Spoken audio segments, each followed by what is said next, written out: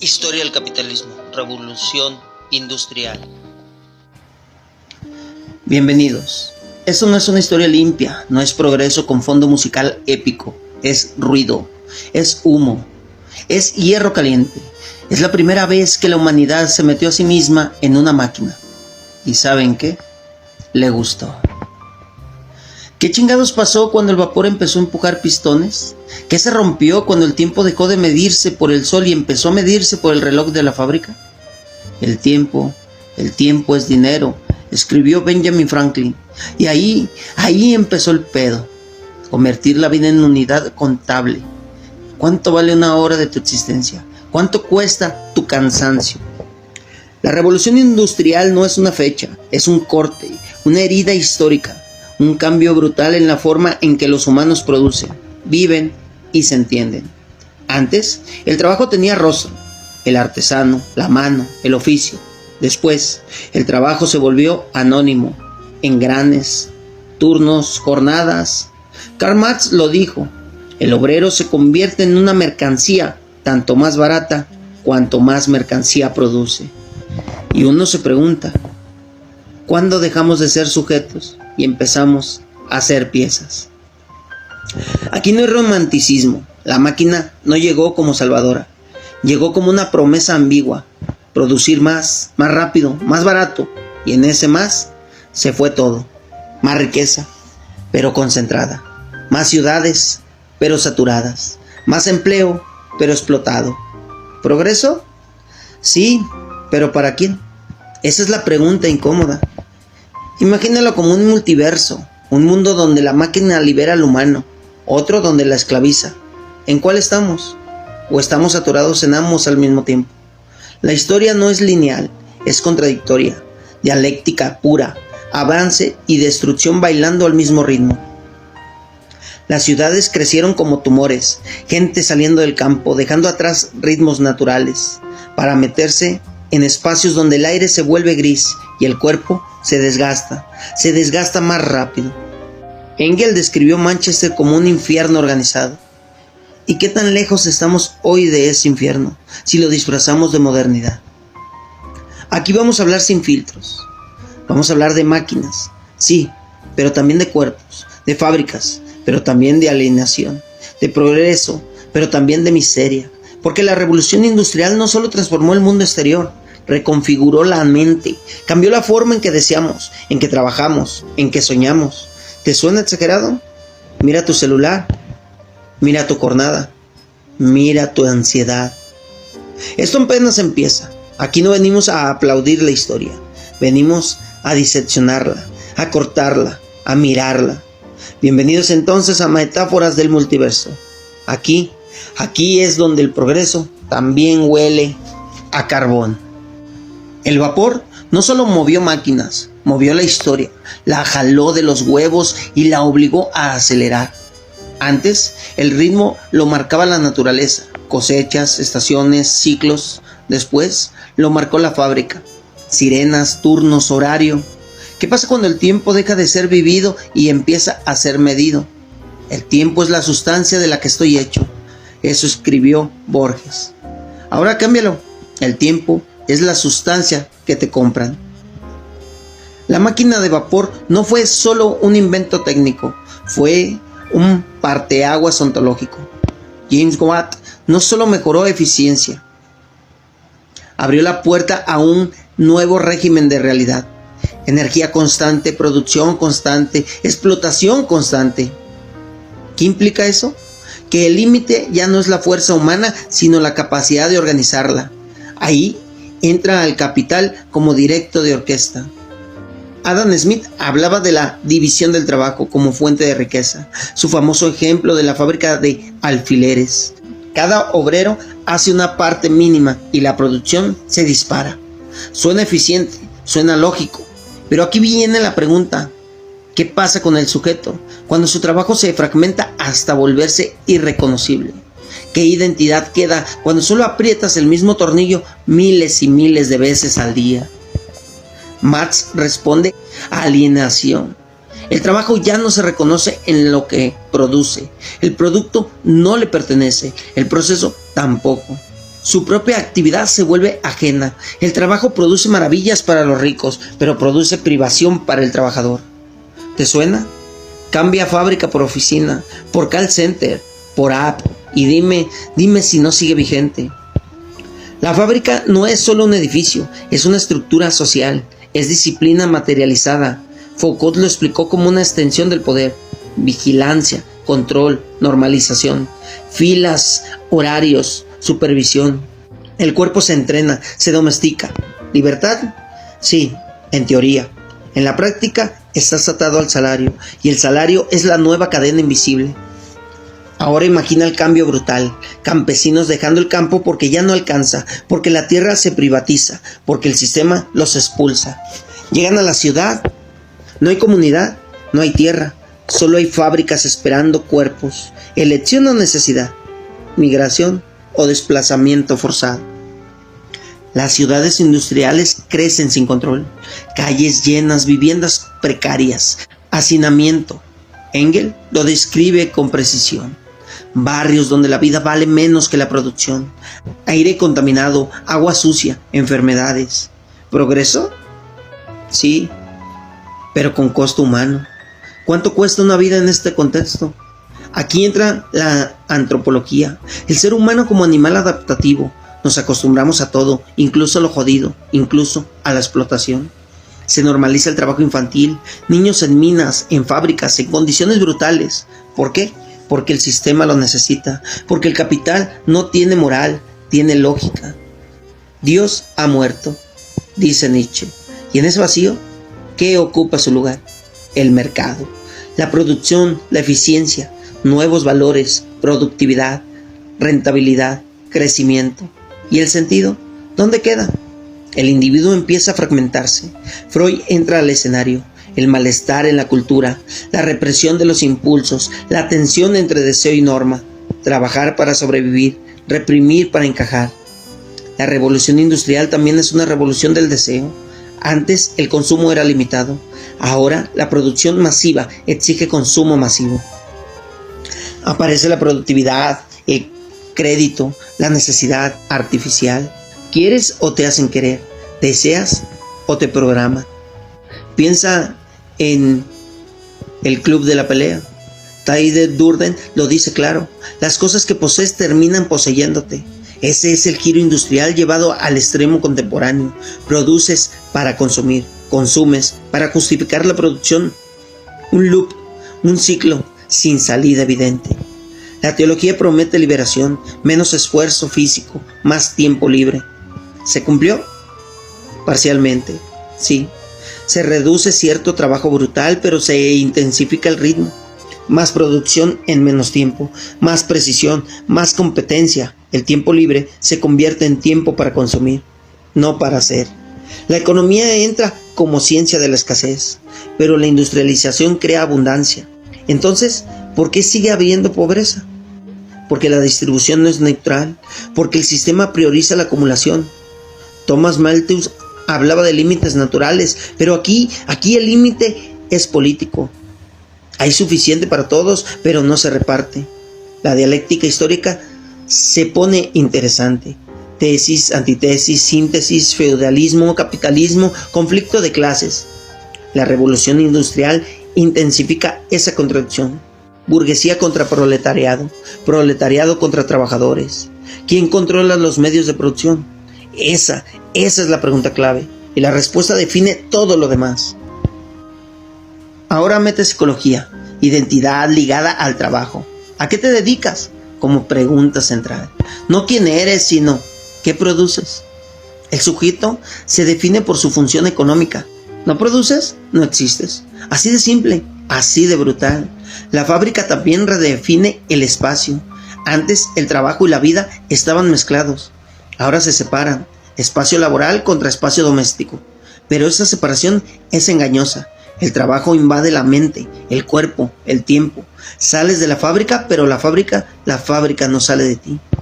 La urbanización no es solo crecimiento físico, es transformación cultural, nuevas formas de interacción, anonimato, velocidad. George Simmons habla del hombre de la metrópoli, indiferente, saturado de estímulos, protegido por una coraza emocional. ¿Te suena? Es el antecedente directo del sujeto moderno. Y aquí entra la ecología, aunque en ese momento casi nadie le presta atención. La quema masiva de carbón, la contaminación, la explotación de recursos. La naturaleza deja de ser entorno y se convierte en recurso. ¿Qué implica esto? Una relación instrumental, usar, extraer, desechar, dominar la naturaleza, decía el discurso ilustrado. Pero, ¿quién domina a quién? Porque ahora estamos viendo las consecuencias. Crisis climática, contaminación, agotamiento. La semilla se plantó ahí, en esa obsesión por producir sin límite. Un ejemplo, Wall-E, un planeta devastado por consumo y basura, humanos obesos, desconectados, flotando en sillas. ¿Exageración? Sí, pero no tan lejos de la lógica industrial llevada al extremo. ¿Qué pasa cuando el progreso se vuelve autodestructivo? La revolución industrial también cambia la familia. El hogar deja de ser unidad productiva. El trabajo se externaliza. Roles de géneros se reconfiguran. Pero también se refuerzan ciertas desigualdades. Mujeres y niños trabajando por menos salario. ¿Igualdad? No. Explotación diferenciada. El derecho laboral nace como respuesta. No por bondad, sino por presión. Huelgas, movimientos obreros, organización. La clase trabajadora empieza a reconocerse como tal. Conciencia de clase. ¿Qué significa eso? Pasar de soy pobre a soy explotado. Y eso cambia todo. Proletarios del mundo, uníos, escribe Marx y Engels. No es poesía, es estrategia, porque el poder no se regala, se disputa. Y la revolución industrial crea las condiciones para esa disputa. Pero no todo es lucha abierta. También hay ideología, narrativas que justifican el sistema. Si trabajas duro, lo lograrás. El mercado se regula solo. ¿Verdad o cuento? Aquí entra Althusser. Aparatos ideológicos del Estado, escuela, familia, medios, todos reproduciendo el mismo mensaje. Y uno se pregunta, ¿qué tan libre es tu pensamiento? ¿Qué tanto de lo que crees es realmente tuyo? Pregunta incómoda, pero necesaria. La tecnología sigue avanzando. Telar mecánico, ferrocarril, acero. Cada innovación aumenta la capacidad productiva y cada aumento genera nuevas tensiones. Desempleo tecnológico, por ejemplo. Máquinas reemplazando humanos. Progreso o desplazamiento. Los luditas rompían máquinas, no por ignorancia, sino por supervivencia. Sabían que esas máquinas los dejaban sin trabajo. ¿Quién era el enemigo? ¿La máquina o el sistema que la usa? Aquí es donde la cosa se pone filosófica. La tecnología no es neutral, depende de cómo se inserte en la estructura social. Puede liberar o puede oprimir. ¿Quién decide? El poder. Tenemos un ejemplo contemporáneo: algoritmos, plataformas, automatización. Cambia el escenario, pero la lógica es similar. Más eficiencia, menos control del trabajador. ¿Te suena Revolución Industrial 2.0? La historia no se repite, pero rima. Y esta rima suena a engranes, a vapor, a cuerpos cansados. Y aquí seguimos, dentro de la máquina, preguntándonos, si la revolución industrial nos convirtió en piezas, ¿qué se necesita para dejar de serlo? La máquina no duerme, no siente, no se cansa. Y ahí está el punto. El humano sí. Entonces, ¿qué hace el sistema? Ajusta al humano al ritmo de la máquina, no al revés. ¿No suena esto medio enfermo? Norbert Wiener, padre de la cibernética, advertía: cuando conviertas al humano en componente de un sistema automático, lo despojas de su complejidad, lo vuelves función. La fábrica impone una nueva moral: puntualidad, disciplina, obediencia. Llegar tarde no es un detalle, es una falta. Descansar de más no es humano, es ineficiente. ¿Quién define esas reglas? El capital. Max Weber lo conecta con la ética protestante. Trabajar duro como signo de virtud. Virtud o domesticación elegante. Quien no trabaja, no come. Esto suena justo, pero ¿qué pasa cuando el trabajo disponible no alcanza? Cuando el sistema necesita desempleo para mantener salarios bajos. Aquí entra el concepto de ejército industrial de reserva de Marx. Una masa de desempleados que presiona a los empleadores a aceptar condiciones de mierda, libre mercado o chantaje estructural. La fábrica también crea jerarquías claras: dueño, gerente, supervisor, obrero, poder vertical, decisiones arriba, ejecución abajo. ¿Democracia? Solo en el discurso político, no en el espacio laboral. En el trabajo mandan pocos, obedecen mucho. ¿Por qué normalizamos eso durante 8 horas al día? Ahora hablemos del cuerpo. El cuerpo industrial no es el cuerpo campesino, es un cuerpo segmentado, repetitivo, desgastado, movimientos mecánicos, posturas forzadas, ritmos impuestos. La medicina empieza a registrar nuevas enfermedades: fatiga crónica, lesiones por repetición, accidentes laborales. El cuerpo grita, pero la producción no se detiene. Lo que no se mide no existe, dicen en la lógica moderna. Entonces empieza a medir todo: tiempos, movimientos, rendimientos. Frederick Taylor lleva esto al extremo con la organización científica del trabajo. Cronómetro en mano, descompone cada tarea en micromovimientos. El objetivo: eliminar tiempo en muerto. Cuando te conviertes tú en el tiempo muerto, ¿qué hay que eliminar? Henry Ford toma esa lógica y la convierte en línea de ensamblaje, producción en masa. El trabajador ya no se mueve, el producto pasa frente a él, repite la misma acción cientos de veces. Eficiencia brutal, salarios relativamente mejores, sí, pero a cambio de monotonía extrema. ¿Vale la pena? ¿Qué precio tiene la repetición infinita? Y tenemos un ejemplo: Tiempos modernos, de Charlie Chaplin, el obrero atrapado en la máquina, literalmente. Humor, sí, pero con filo. Esa escena donde Chaplin es absorbido por los engranes no es exageración, es metáfora precisa. El sistema se traga al individuo. La psicología empieza a notar algo: aburrimiento, alienación, pérdida de sentido. No solo es cansancio físico, es desgaste mental. El trabajo deja de ser expresión y se vuelve imposición. Viktor Frankl diría después: el ser humano necesita sentido. ¿Dónde lo encuentra? Apretando el mismo tornillo 8 horas. Y entonces aparece el ocio, pero no como libertad, sino como compensación. Trabajas como cabrón para luego descansar, consumiendo cine, espectáculos, productos, la industria cultural. Esto estandariza el entretenimiento. Te diviertes o te distraen para que no pienses. Pan y circo, decía Juvenal en la Roma antigua. Cambia el pan por salario, el circo por streaming, y ahora ahí lo tienes. Nada nuevo bajo el sol, solo más sofisticado. La urbanización sigue avanzando. Las ciudades se vuelven centros de producción, pero también de desigualdad. Barrios ricos, barrios pobres, infraestructura desigual, acceso desigual. ¿Progreso homogéneo? Ni de chiste. La modernidad llega, pero no para todos igual. La sociología urbana lo analiza. Segregación espacial, los pobres cerca de las fábricas respirando humo, los ricos en zonas más limpias. ¿Casualidad? No, es diseño. El espacio también es político. Ahora la tecnología empieza a cobrar factura. Ríos contaminados, aire tóxico, suelos degradados. Al principio se ve como costo necesario. Es el precio del progreso. ¿Seguro? Rachel Carson, mucho después, advertiría sobre los efectos de la contaminación, pero la lógica industrial ya estaba instalada: producir primero, reparar después. Si es que se reparan.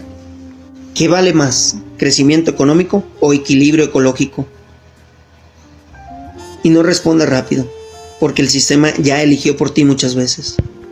La revolución industrial también redefine la guerra.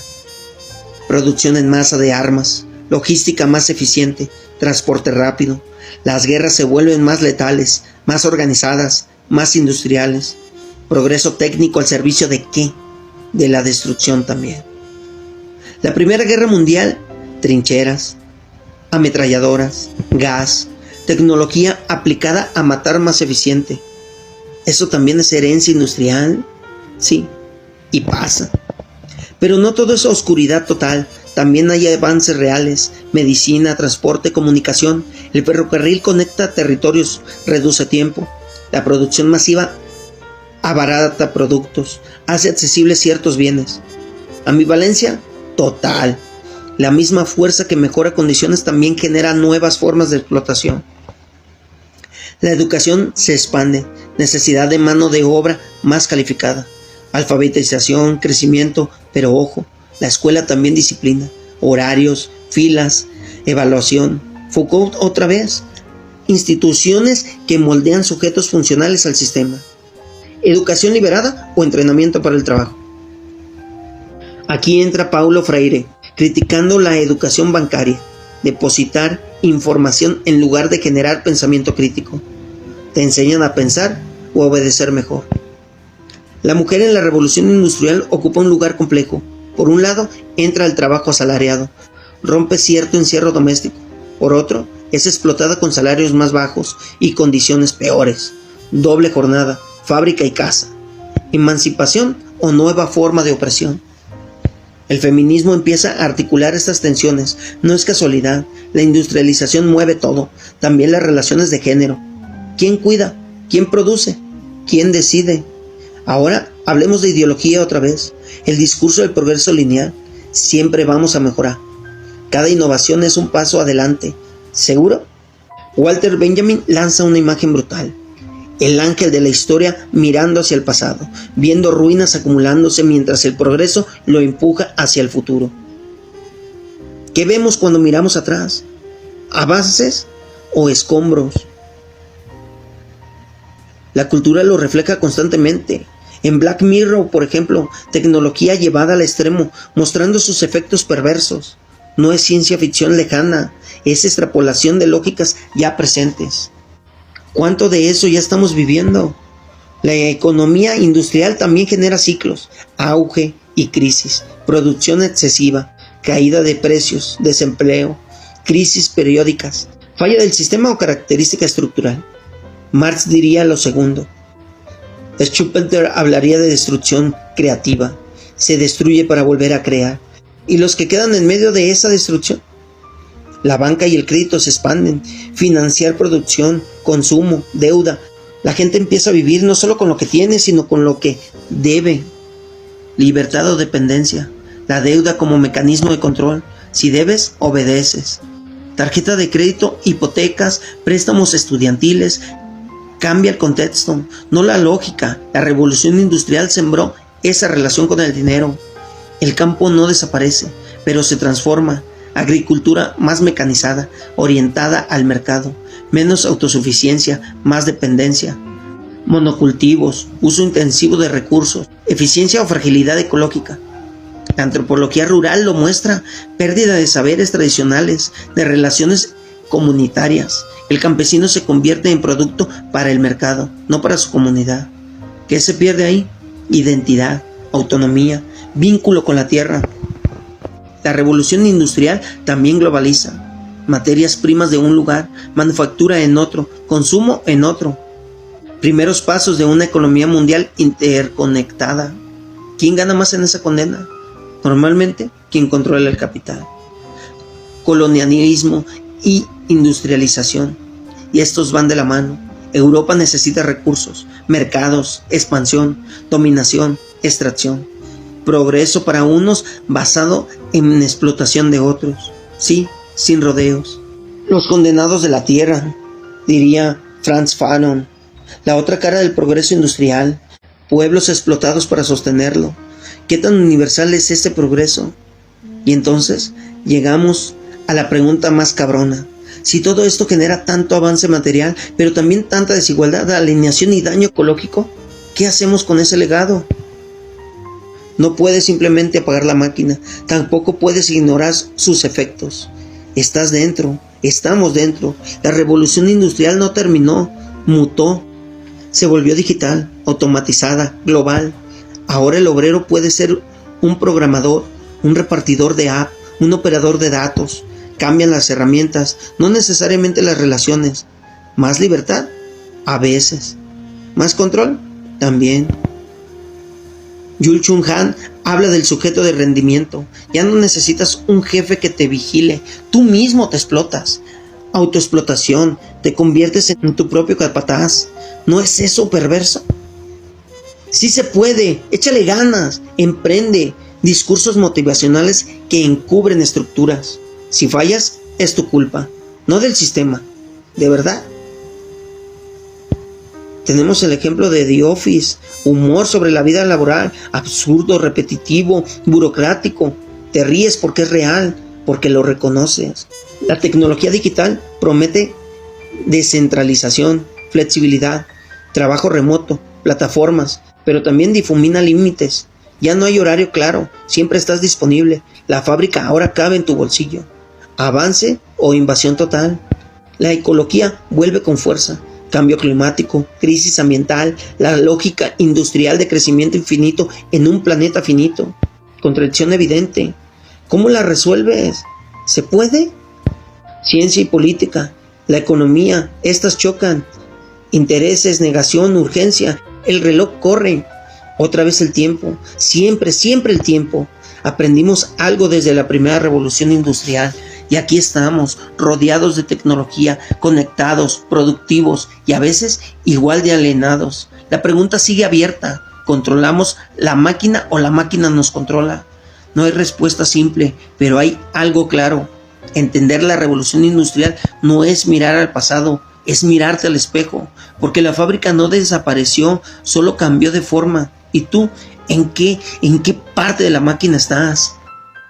La revolución industrial no apareció por arte de magia, no fue un rayo divino que cayó sobre Europa.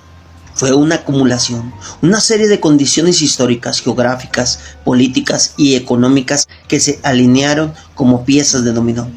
Y el primer dominó fue claro, Inglaterra. ¿Por qué Inglaterra? Esa es una pregunta básica, pero lleva una respuesta compleja. Isla, sí, pero no aislada. Con acceso marítimo privilegiado, flotas comerciales, rutas establecidas, el imperio donde nunca se pone el sol, dirían después. Pero antes de eso ya tenía algo clave, carbón y hierro, energía y materia prima. Sin eso no hay máquinas. Ahora métele un poco de política. Inglaterra había pasado por la Revolución Gloriosa. Resultado: limitación del poder absoluto del rey, fortalecimiento del parlamento, seguridad jurídica para la propiedad privada. ¿Por qué importa eso? Porque el capital necesita estabilidad. Nadie invierte donde le pueden quitar todo de un plumazo.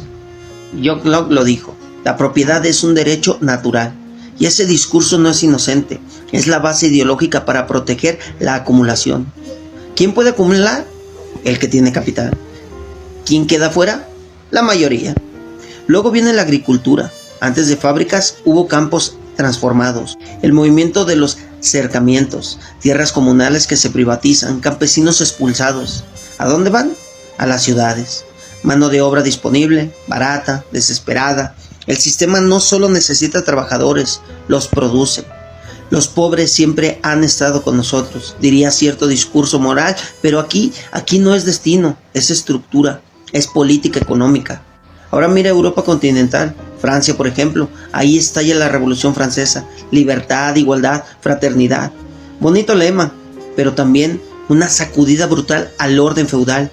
Se derriba privilegios aristocráticos, se abre paso a la burguesía. ¿Qué significa eso? Que la clase controla el comercio y la producción empieza a tener poder político.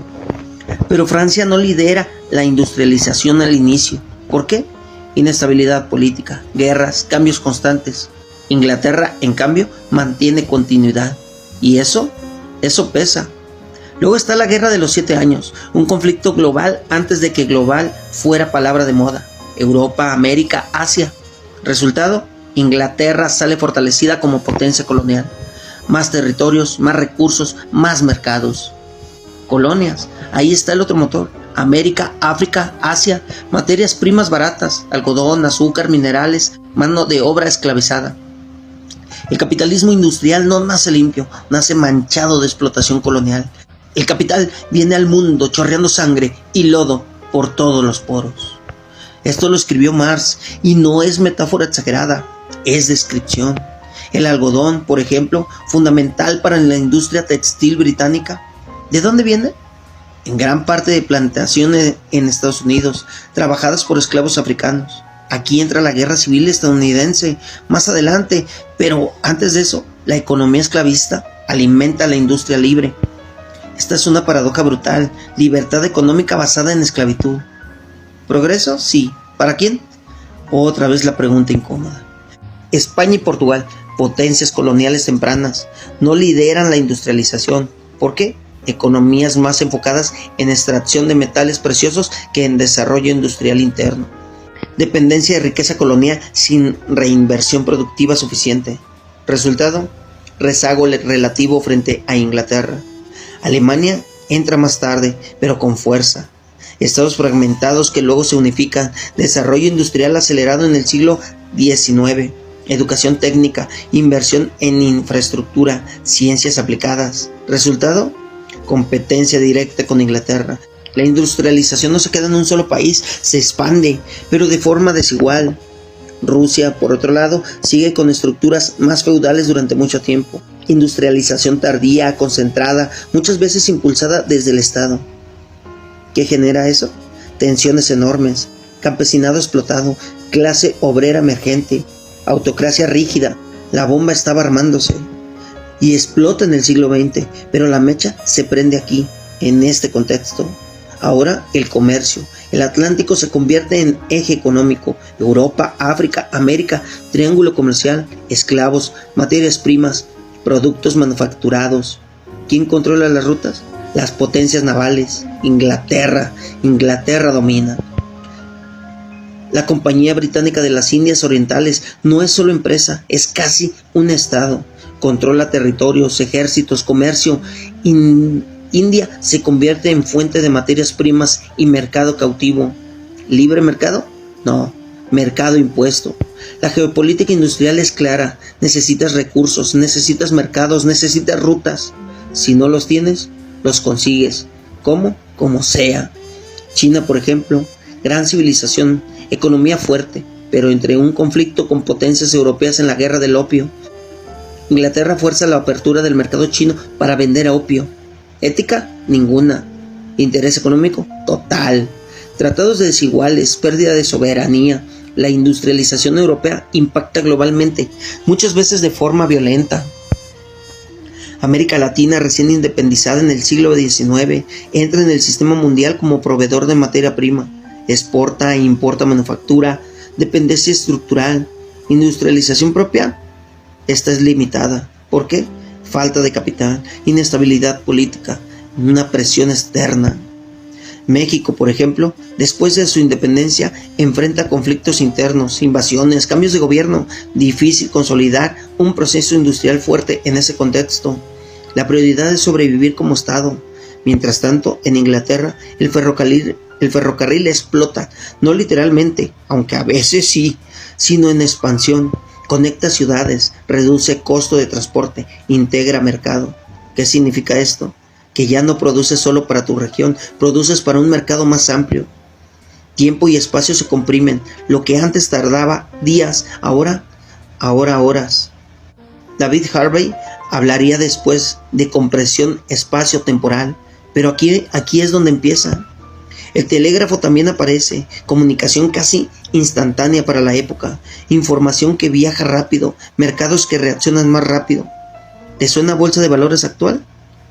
Este es el antecedente. La industrialización también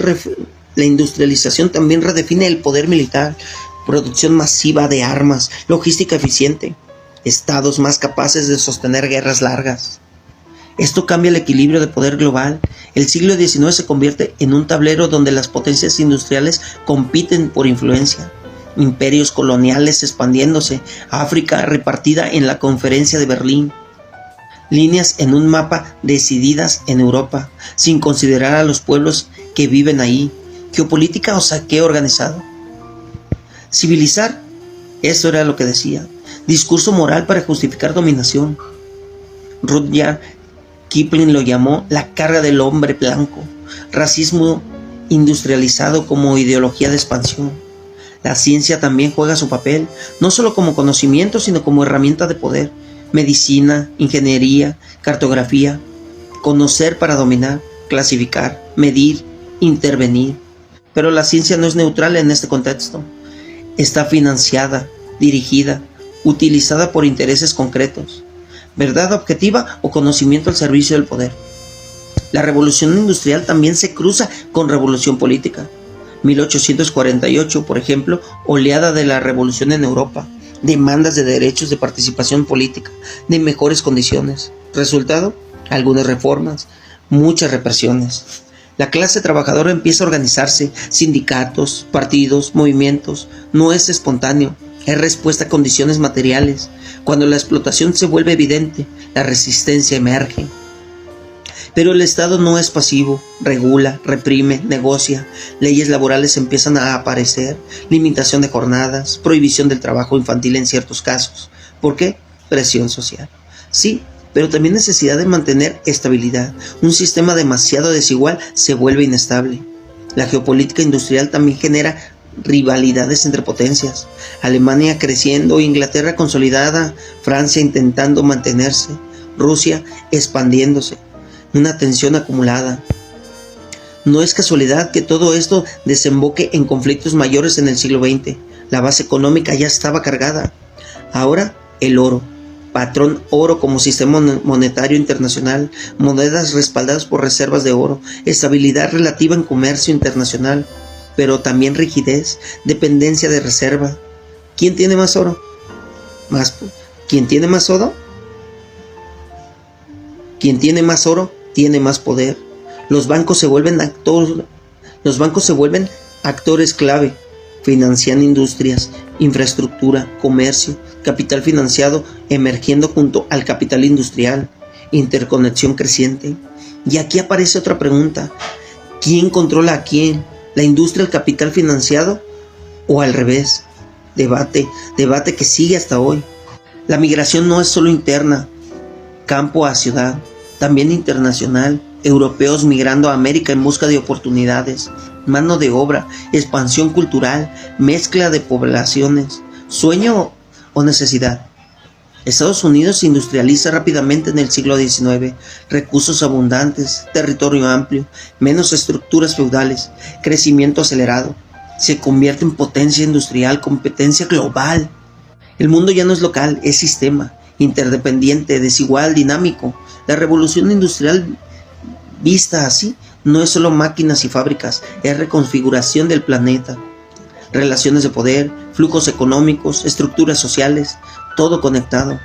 Y entonces regresa la pregunta, pero ahora con más peso. Si este proceso se construyó sobre recursos específicos, decisiones políticas, relaciones de poder y explotación, ¿qué parte de ese ADN sigue viva hoy? Mira las cadenas de suministros actuales, producción en un país, ensamblaje en otro, consumo en otro. Mira las desigualdades globales. Mira a quién contamina más, quién sufre más las consecuencias. No estamos viendo algo nuevo, estamos viendo la evolución de esa misma lógica. La revolución industrial no fue solo un evento histórico, fue el inicio de un sistema mundo.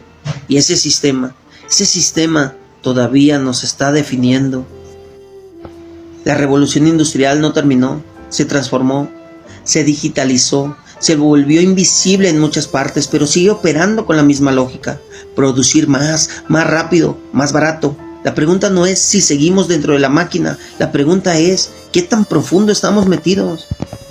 Todo lo sólido se desvanece en el aire, escribieron Marx y Engels, y sí, el mundo cambió, el campo se volvió ciudad, el oficio se volvió empleo, el tiempo se volvió dinero. Pero en ese proceso también se desvanecieron certezas, comunidad, sentido, vínculo con la naturaleza. ¿Qué ganamos y qué perdimos? Un balance incómodo. El progreso técnico es innegable. Transporte, medicina, comunicación. No se trata de romantizar el pasado ni negar el avance.